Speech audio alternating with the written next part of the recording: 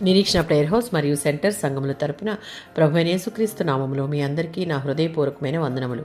ఈ దినపు దేవుని మాట ఇర్మియా గ్రంథం 33వ అధ్యాయం 3వ వచనం. నీవు గ్రహింపలేని గొప్ప సంగతులను నీకు తెలియజేతును.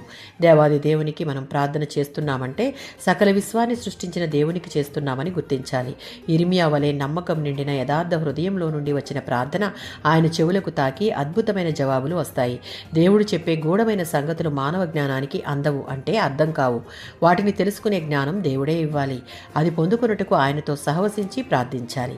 ఇర్మియా గ్రంథం 29వ అధ్యాయం 12-13 వచనాలలో దేవుని విమోచన ప్రణాళిక ప్రకారం నమ్మకమైన తన ప్రజల ప్రార్థనలకు జవాబుగా దేవుడు తన మాటలను వాగ్దానాలను నెరవేరుస్తాడు.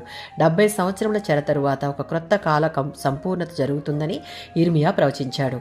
అప్పుడు మిగిలిన పరిశుద్ధ జనాంగం మనఃపూర్వకమైన ప్రార్థనతో తనను వెదికేలా దేవుడు వారి మధ్య సంచరిస్తూ వారి ప్రార్థనలను విని వారికి జవాబు దయచేసి వారి పట్ల ఆయన దాచి ఉంచిన వాగ్దానాలను నెరవేరుస్తాడు. 3వ సంకీర్తన 4వ చరణం మరియు 4వ సంకీర్తన 3వ చరణం.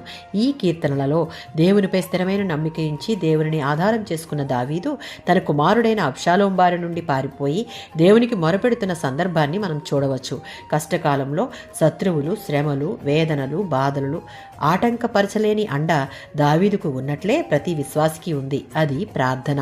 ఆయన యందు భక్తి శ్రద్ధలతో భయంతో మన భక్తిని కొనసాగించుటకు ఇష్టపడితే మనలను దేవుడు తన కోసం ప్రత్యేకపరుచుకుంటాడు. ఆయన ప్రేమ కృపలను అనుభవించుటకు కృప చూపి వారు చేసే ప్రతి విజ్ఞాపన ఆయన ఆలకిస్తాడు.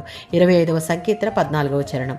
దేవుని యందు భయభక్తులు కలిగి వారికి ఇష్టానుసారమైన జీవితాన్ని విడిచిపెట్టి దేవునిలో నిలిచి నడవాలనుకునే వారికి దేవుని గూర్చిన జ్ఞానం, ఆయనతో సన్నిహిత సహవాసం సిద్ధంగా ఉండడమే కాదు, మనం గ్రహింపలేని ఆధ్యాత్మిక సత్యాలను అర్థం చేసుకునే జ్ఞానం మన సొంతం చేస్తాడు. ఆమేన్.